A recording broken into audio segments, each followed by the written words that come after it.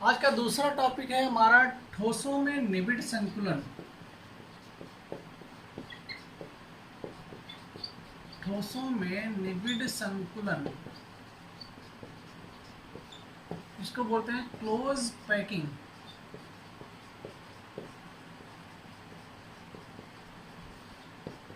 In solid.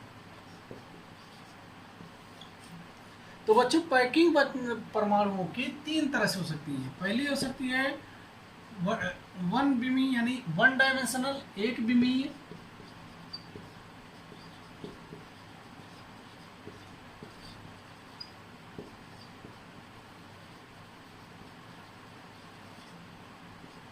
दूसरी हो सकती है द्विबिमी यानी टू डायमेंशनल।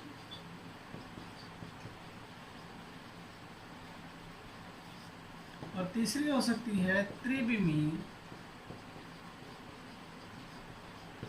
यानी थ्री डायमेंशनल।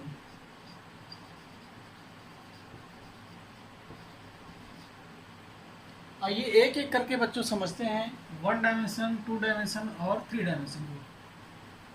तो एक बिमी क्लोज पैकिंग, एक बिमी निबिड़ संकुलन।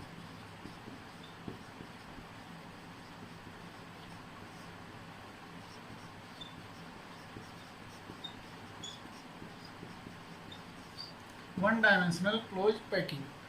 बच्चों देखिए होता क्या वन डायमेंशनल कि हम परमाणुओं को एक ही डायमेंशन में, एक ही बीम में हम परमाणुओं को अरेंज कर दें।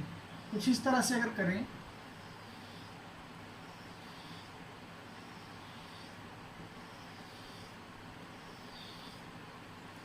चाहे इस तरह से कर दें, चाहे ऊपर से नीचे की तरफ कर दें, एक ही बीम में हमको करना है। ये अरेंजमेंट क्या कहलाएगा?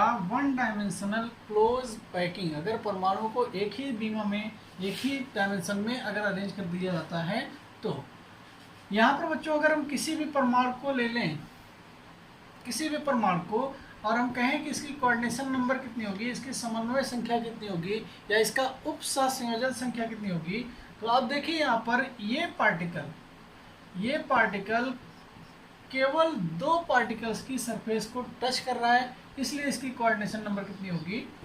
2। आई बात समझ में? तो दूसरा द्विविमी निबिड़ संकुलन।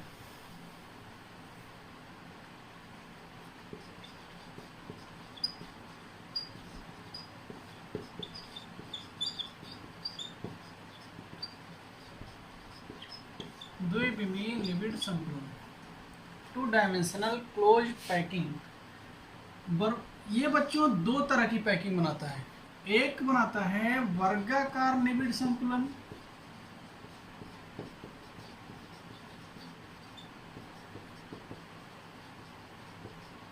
और दूसरा बनाता है खटकोड़ी निबिड़ संकुलन।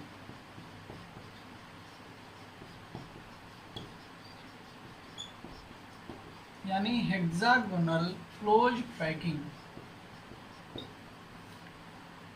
वर्गाकार कैसे बनेगा? देखिए आप, अगर बच्चों परमाणुओं को हम कुछ इस तरह से अरेंज करें कि जस्ट इसके नीचे दूसरी लेयर लगा दें, ठीक इसी टाइप की लेयर जस्ट इस पहली लेयर के नीचे अगर लगा दें,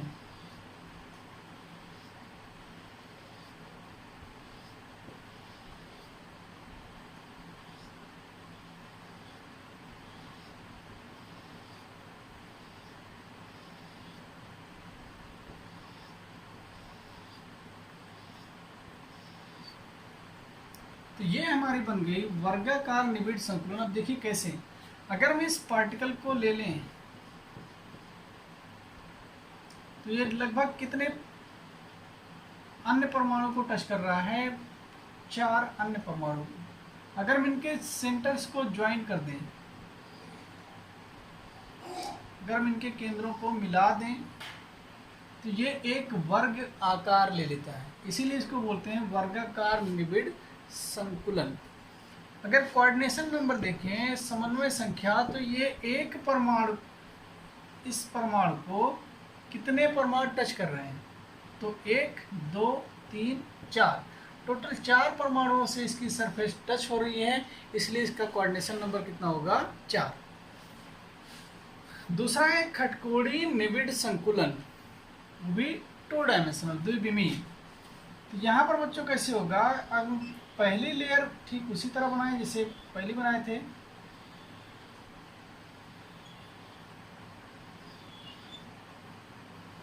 अब की बार हमको इनके डिप्रेशंस में, यानी इनके गड्ढों में हमको दूसरी लेयर यहाँ से बनानी है, फर्स्ट लेयर के डिप्रेशन से।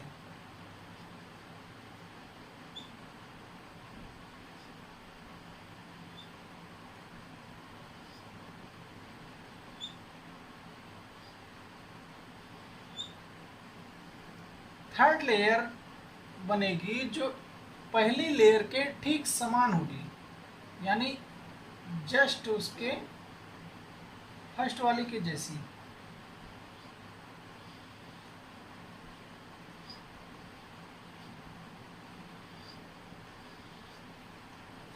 इसको बच्चों ए टाइप वर्गाकार निबिड़ संकुलन भी बोलते हैं, क्योंकि ये फर्स्ट लेयर और सेकंड लेयर, थर्ड लेयर सभी एक समान होती है। अगर हम इसको ए लेयर मान लें तो ये सारी लेयर एक जैसी होती हैं, इसलिए हम ए बोलते हैं, वर्गाकार निबिड़ संकुलन। लेकिन यहाँ पर लेयर चेंज हो रही है, ये फर्स्ट लेयर है हमारी, लेकिन दूसरी लेयर उनके ठीक नीचे नहीं है, उनके डिप्रेशंस में है, उनके गड्ढों में है, इसलिए ये हमारी सेकंड लेयर बन जाती है। थर्ड लेयर फर्स्ट लेयर का रिपीटेशन होता है, यानी सेम फर्स्ट लेयर के जैसा होता है, इसलिए हम इसको अगर ए लेयर मान लें, इसको बी लेयर मान लें, तो ये अरेंजमेंट हमारी ए बी करके होती है, ए बी खटकोड़ी निबिड़ संकुलन। अब अगर इस बीच वाले गोले को ले लिया जाए तो ये कोऑर्डिनेशन नंबर कितना होगा एक परमाणु का, कि यानी कितने परमाणुओं की सरफेस इसको टच कर रही होगी। तो टोटल परमाणु की संख्या जो टच कर रही है 1 2 3 4 5 6, यानी कोऑर्डिनेशन नंबर इसका कितना हो गया 6।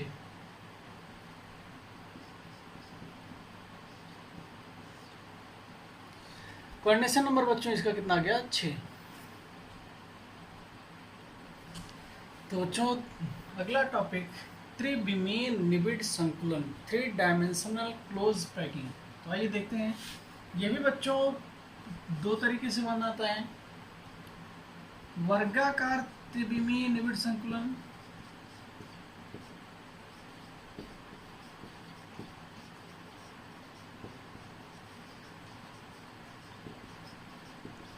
वर्गाकार त्रिविमीय निबिड़ संकुलन।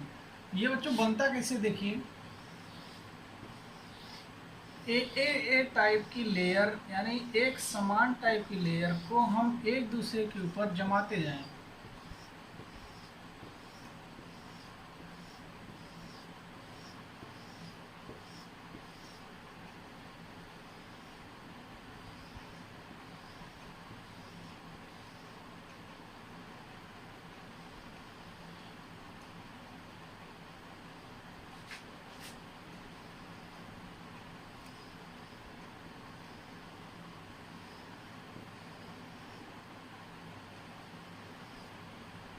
थ्री डायमेंशन में अगर हम पार्टिकल्स को अरेंज करते हैं, तो अगर हम देखें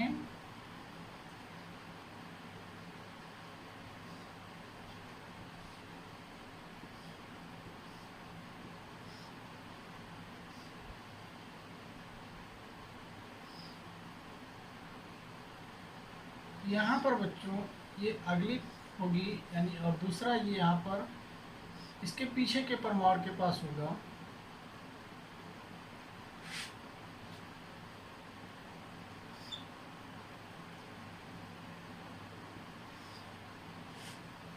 तो एक प्रिमिटिव सेल का निर्माण होगा, और ये फ्रंट फेस में एक वर्ग बन रहा है, जिसके कारण इसको वर्गाकार त्रिविमीय निबिड़ संकुलन कहते हैं। अगर हम ए टाइप की लेयर को, यानी एक समान टाइप की, जिस लेयर को आपने पहली लेयर माना, ठीक उसी के समान सारी लेयर को तीनों विमाओं में इस बार अरेंज करने पर एक वर्ग का रूप लेता है। अगर 4 परमाणु के सेंटर को ज्वाइन करें तो यहाँ पर एक ए टाइप की लेयर बनती है और एक वर्ग का रूप लेती है, इसलिए इसको वर्गाकार निबिड़ संतुलन कहते हैं। अगर हम इसके कोऑर्डिनेशन नंबर देखें तो बच्चों कोऑर्डिनेशन नंबर ये एक सिंपल क्यूब, अगर इसकी एक यूनिट से उठा लें तो एक सिंपल क्यूब बन जाती है।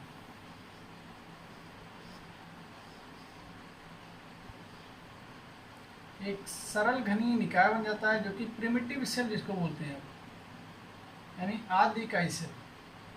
तो यहाँ के परमाणु को ही लेकर देख लो आप कि कितने पार्टिकल्स को टच कर रहा है। ये एक ये हो गया, एक ये हो गया और एक ये हो गया।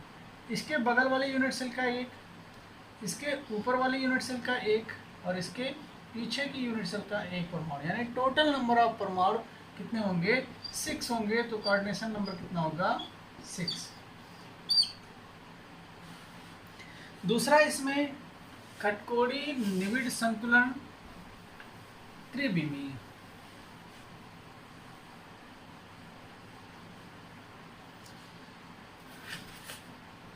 खटकोड़ी निबिड़ संतुलन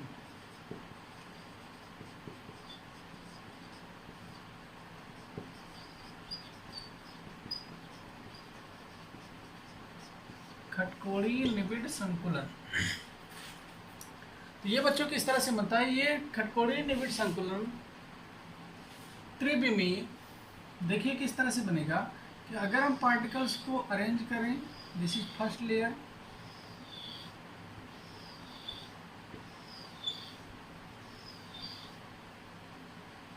और दूसरी लेयर हमारी कहाँ हो बच्चों?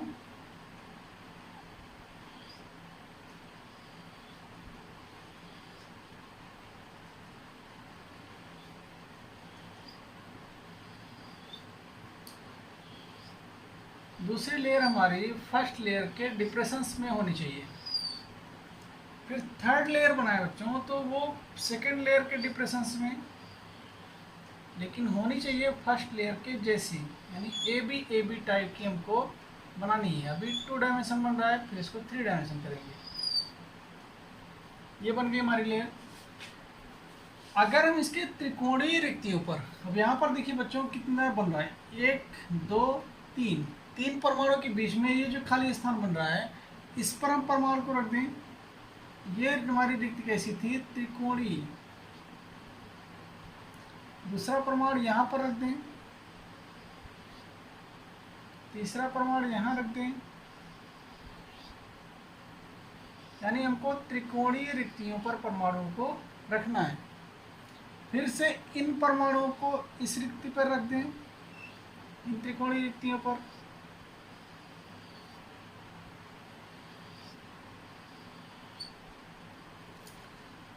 तो आप देखोगे यहाँ पर ये जो 3 परमाणुओं के बीच में आपने रखा, तो ये वॉइड कौन सा बना आपका? ये बना चतुष्फलकीय रिक्ति। कौन सी रिक्ति बनी? चतुष्फलकीय, यानी 3 परमाणुओं के ऊपर चौथा परमाणु रखा है। लेकिन अगर यहाँ देखें, ये रिक्ति हमारी अष्टफलकीय रिक्ति होगी, क्योंकि यहाँ पर किस तरह से स्ट्रक्चर बन रहा है? ये इस तरह से बन रहा है।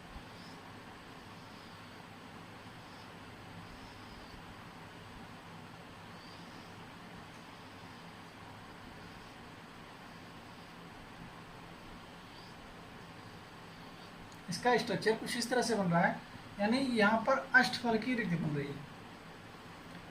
फर्स्ट लेयर के ऊपर सेकेंड लेयर जो कि ट्राइगोनल रिक्तियों पर हमने रखा, फिर थर्ड लेयर एकदम फर्स्ट लेयर की जैसी, यानी ए बी टाइप की। ये हमारी चतुष्फलकीय रिक्ति हो गई, टेट्राहेड्रल वर्ड्स, और ये हमारी हो गई ऑक्टाहेड्रल वर्ड्स, अष्टफलकीय रिक्तियाँ।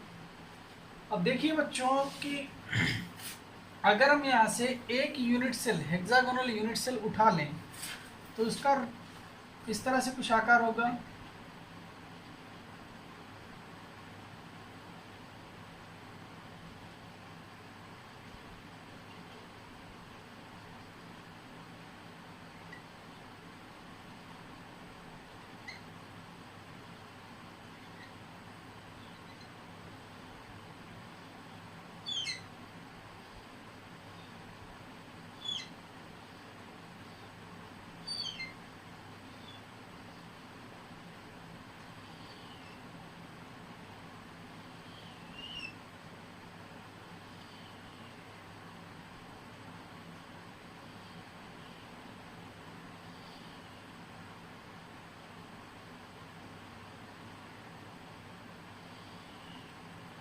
ये एक हेक्सागन बन गया, जिसमें ये बीच वाला परमाणु था जिसको 6 गोलों ने घेर कर रखा था, यानी ये 6 गोले हो गए एक सतह के, और यहाँ पर एक केंद्र का परमाणु नीचे जो थर्ड लेयर है हमारी, और बीच में ये 3 परमाणु जो अरेंज हैं वो इस तरह से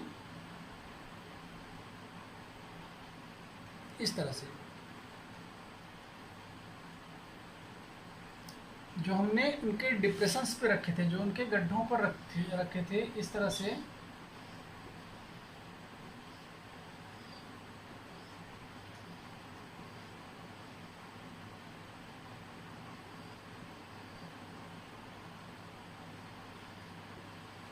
जो हमने इनके डिप्रेशन स्पेस से गड्ढों पर रखे थे, यहाँ पर 1 2 और ये 3, और इसके ऊपर हमने ठीक नीचे वाली लेयर के जैसी लेयर चिपका दी थी।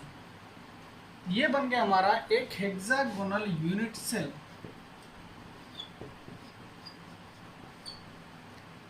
अब अगर बच्चों कहा जाए इस हेक्सागोनल यूनिट सेल में प्रति इकाई सेल कण की संख्या कितनी होगी, तो आप देखो कैसे कैलकुलेट करते हैं। इस परमाणु को अगर लें हम, ये परमाणु कितनी यूनिट सेल में पार्टिसिपेट कर रहा होगा, तो एक यूनिट सेल इसके बगल होगी ये, और एक यूनिट सेल इसके बगल होगी ये, यानी ये कुल मिलाकर 3 यूनिट सेल में पार्टिसिपेट कर रहा होगा जो कि नीचे हैं, और 3 यूनिट सेल में ही ऊपर भी पार्टिसिपेट कर रहा होगा, यानी कुल मिलाकर ये 6 यूनिट सेल में पार्टिसिपेट कर रहा है। तो इसका अपने यूनिट सेल के योगदान कितना हो गया, 1/6। और ये परमाणु कितने हैं हमारे पास, टोटल साइड के परमाणु कितने हैं, 12, और एक परमाणु का योगदान 1/6।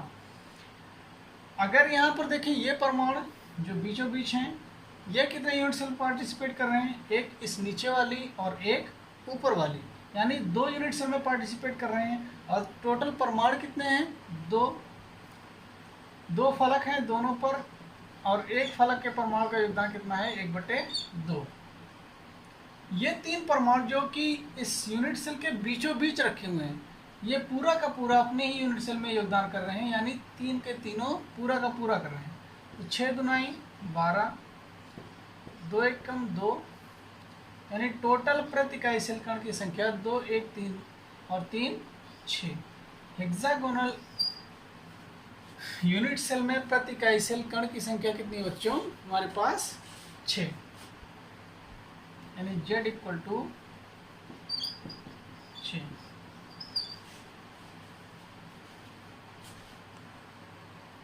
तो बच्चों कैसा लगा वीडियो, आपको समझ में आया, नहीं आया, जो भी हो कमेंट बॉक्स में ज़रूर लिख के बताइएगा, जिससे हम लोगों का हौसला बढ़ सके और हम आगे भी वीडियो बनाते रहें।